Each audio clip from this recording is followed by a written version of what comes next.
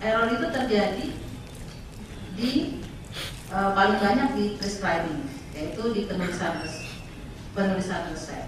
Sedangkan di yang lainnya, proses yang lainnya yaitu transcribing, dispensing maupun administering itu lebih kecil. Yang paling kecil adalah yang paling besar. Kalau nggak dijual sama yang paling terkenal, dia kan khawatir dengan marketingnya. Jadi dia bikin nama obat itu mirip-mirip.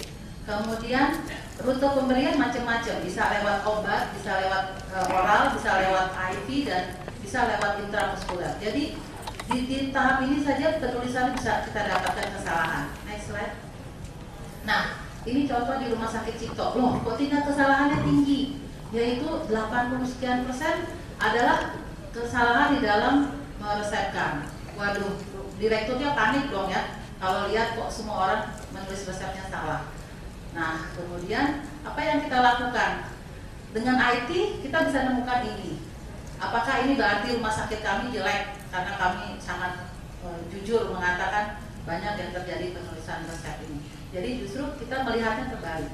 Semakin kita bisa mengidentifikasi kesalahan, maka semakin kita bisa melakukan perbaikan dan menuju satu continuous quality improvement.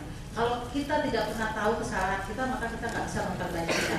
Maka kemudian ini kita perbaiki dan kita intervensi. Next slide. Contohnya bagian mana sih dari 5 tipe kesalahan obat yang tersering? Ternyata 50% kebanyakan salah dalam membuat dosis obatnya. Ya, kemudian next slide.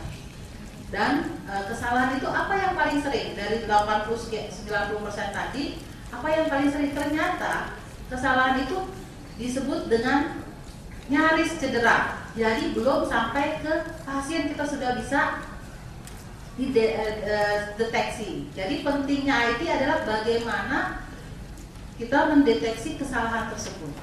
Jadi IT peranannya sangat penting. Kebetulan kita tahu bahwa kesalahannya dosis, kemudian kita lakukan intervensi, dan ini kemudian diperbaiki. Next slide.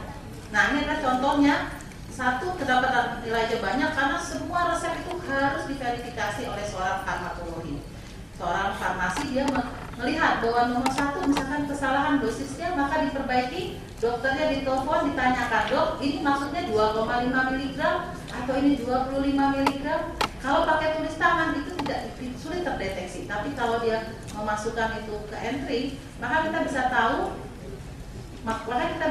bahwa ini harus diperbaiki.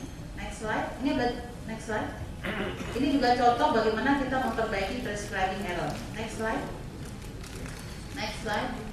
Nah, ini adalah lapisan penghalang yang disebut dengan switches, di mana kalau dokter salah menuliskan dengan kita menggunakan IT, lebih mudah seorang apoteker untuk memperbaikinya, lebih mudah perawat untuk memperbaikinya. Kemudian pasien pun akan bisa mengatakan bahwa oh, obat saya bukan ini loh, sehingga tidak terjadi yang disebut dengan medication error tersebut.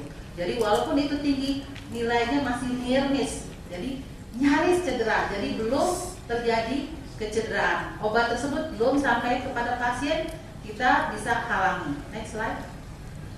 Ya, jadi bagaimana mencegah prescribing error adalah salah satunya yang saya merahkan adalah bagaimana kita mengembangkan suatu electronic prescribing. Next slide.